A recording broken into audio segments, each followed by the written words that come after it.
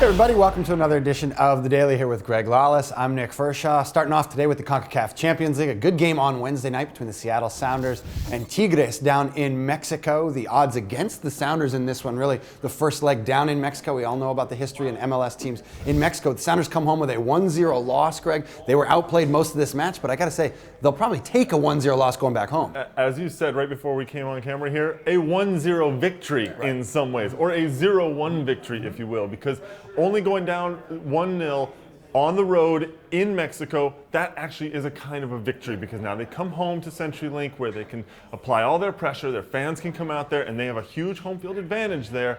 This makes it that much. Look, 0-0 would have been nice. Sure.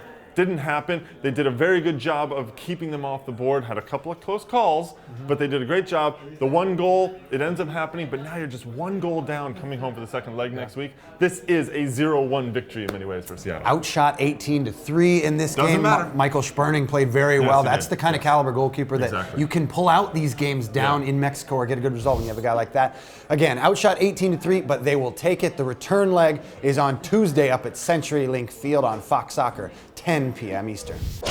Next up, the LA Galaxy in CCL action on Thursday in the quarterfinals at Herediano. So they're down in Costa Rica, 8 p.m. Eastern on Fox Soccer. This is a tough challenge as well for Bruce Arena and his guys. The last time they played in Costa Rica, they lost to Alajuelense in the group stage. Herediano, for those who don't know, is the team that got past RSL in the group stage. So this is a good team. What do we expect out of Bruce Arena's guys? It is a good team, but I expect that Bruce Arena and the Galaxy will go for this one. They've had a decent amount of rest, more rest than the Houston Dynamo had when they got their victory, and about the same that Seattle had in this one. So they should be okay down there. It's going to be hot. We know that. It's going to be humid, that kind of thing.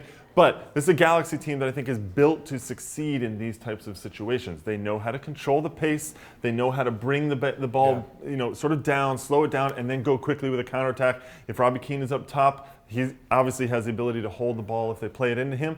I think that Bruce Arena may also look at some other options in this one. Yeah.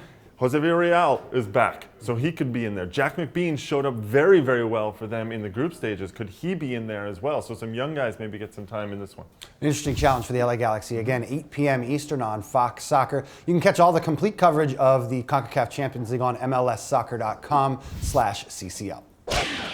Well, all the talk this week surrounding the Portland Timbers usually has to do with Diego Valeri, their brand new Argentine playmaker. We saw him make his MLS debut last weekend against the New York Red Bulls. He appeared on Tito Libre, our Spanish language podcast, on Wednesday. You can catch that on the site, as well as a feature article about how the Timbers found him. It was a lengthy process to bring him to MLS, but let's talk about this guy. He's played one game in MLS, and a lot of people are very excited, saying he's the newcomer of the year already. Is everybody getting ahead of themselves? Yes, they are, because it's one game. We know that. But he did show flashes of what he can do. He has a beautiful touch on the ball. He's going to be setting up his teammates probably more than he's actually going to score goals as the season continues. But regardless of that, the pressure that he's going to face, the attention that will be on him on the field, will open up spaces for other people. As soon as he pushed forward in the second half against New York a little bit more, that opened up space for Ryan Johnson up top to get involved. He almost had a couple of goals.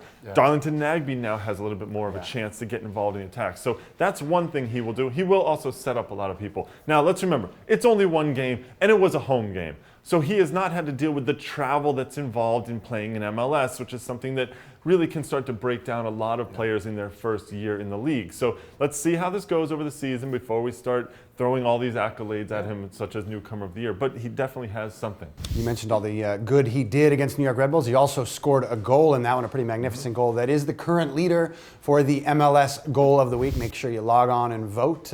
Voting closes at the end of the day today, Pacific time.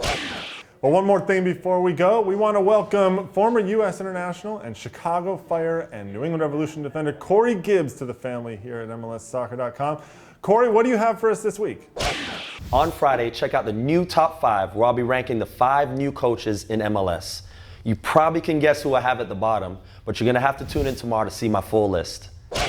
Thanks, Cory. It does it for us. We'll see you back on The Daily again tomorrow.